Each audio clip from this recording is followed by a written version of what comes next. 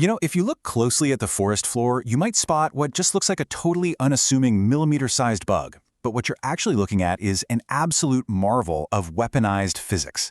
Today in this explainer, we're taking this tiny creature and doing a complete engineering teardown. Because, believe it or not, long before humanity ever dreamed up the internal combustion engine, nature had already perfected it on a microscopic scale, housing the whole shebang inside a biological machine that's barely half an inch long. To really set the stage, let's go back to a young Charles Darwin. Picture this. It's 1832. He's out collecting specimens, his hands are full, and he figures his mouth is a perfectly safe temporary storage space for a newly discovered beetle. Well, that was a terrible mistake. He instantly experienced this boiling, toxic detonation. The insect unleashed a fluid so intensely acrid that it forced Darwin to spit it out, literally leaving him coughing in agony on the English countryside. That insect, the one that totally defeated the founder of evolutionary theory, was the Bombardier beetle. So the Bombardier beetle doesn't just secrete a poison, it actively detonates inside its own body to survive. And that brings us to a massive biological engineering mystery.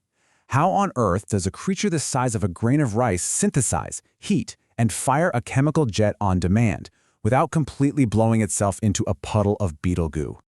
To really wrap our heads around this, we have to look at the beetle's internal anatomy, because it perfectly mirrors a high-performance car engine. The mechanical directly maps to the biological. Where a car has a fuel tank and gasoline, the beetle has a reservoir chamber filled with a very specific chemical mix. While our engines use spark plugs for ignition, the beetle uses biological enzymes. And of course, both of these systems result in a high-pressure directed exhaust. Let's break down that chemical fuel system.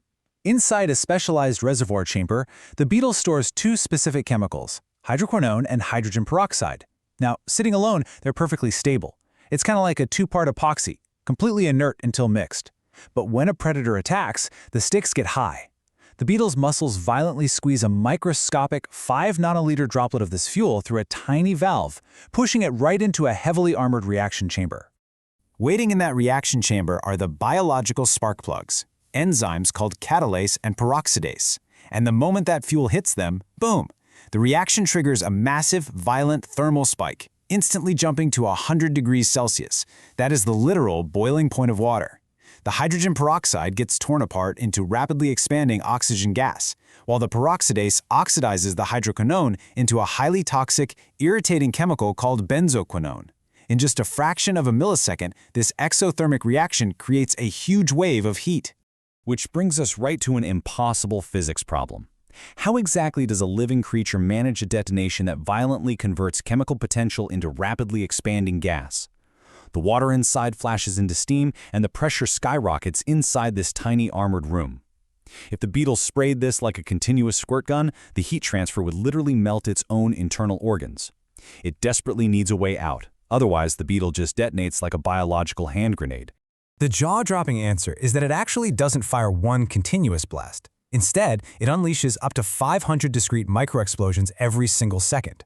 Using high-speed synchrotron X-ray imaging, scientists at MIT literally looked inside these firing beetles at 2,000 frames per second. And what they discovered is that the beetle operates exactly like a microscopic pulsejet engine. It fires in a machine gun-like series of rapid bursts, 500 hertz.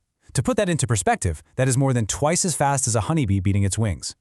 And the absolute genius of this engine is how it's controlled.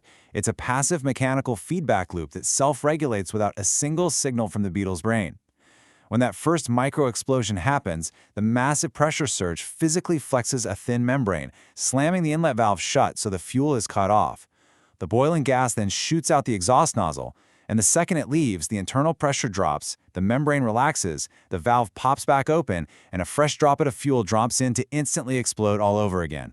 So this blistering 500 Hz pulse rate isn't just about showing off crazy firepower. It is a highly advanced thermal management system. The incredibly brief fractions of a millisecond between those pulses give the combustion chamber walls just enough time to shed the heat. The physics of the explosion are actively regulating the safety of the beetle itself. Like we mentioned earlier, if this blast was a continuous stream of boiling chemicals, the beetle would literally cook itself from the inside out. Now, an engine isn't much good without a delivery mechanism, right?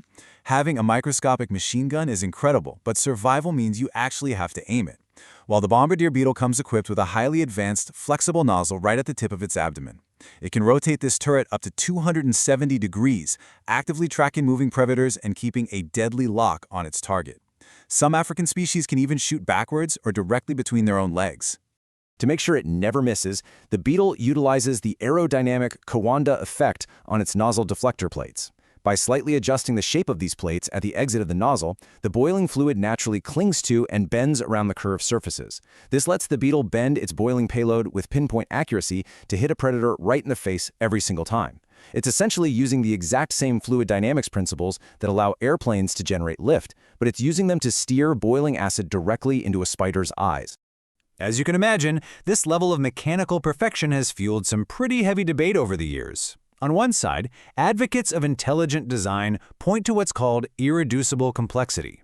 They argue that if you remove any single component, the chemicals, the enzymes, the valve, the entire system either fails entirely or blows up, which to them suggests it had to be assembled all at once.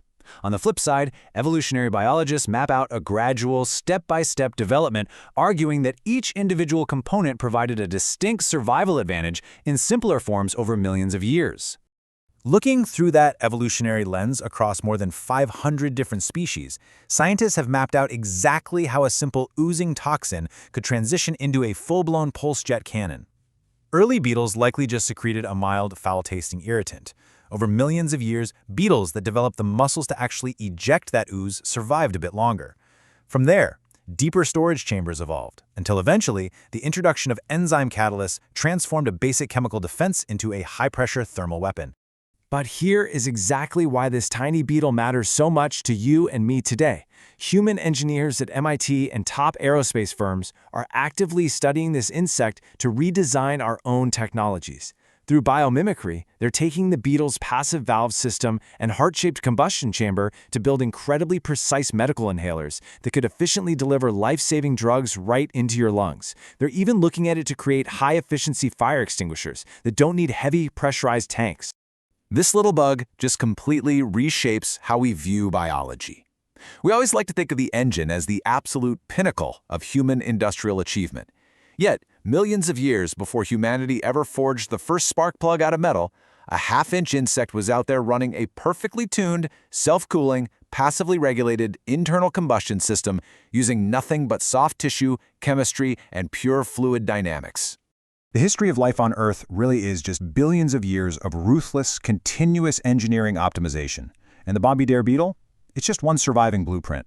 It really leaves you wondering, what other impossible, miniaturized biological engines are silently waiting to be discovered out there?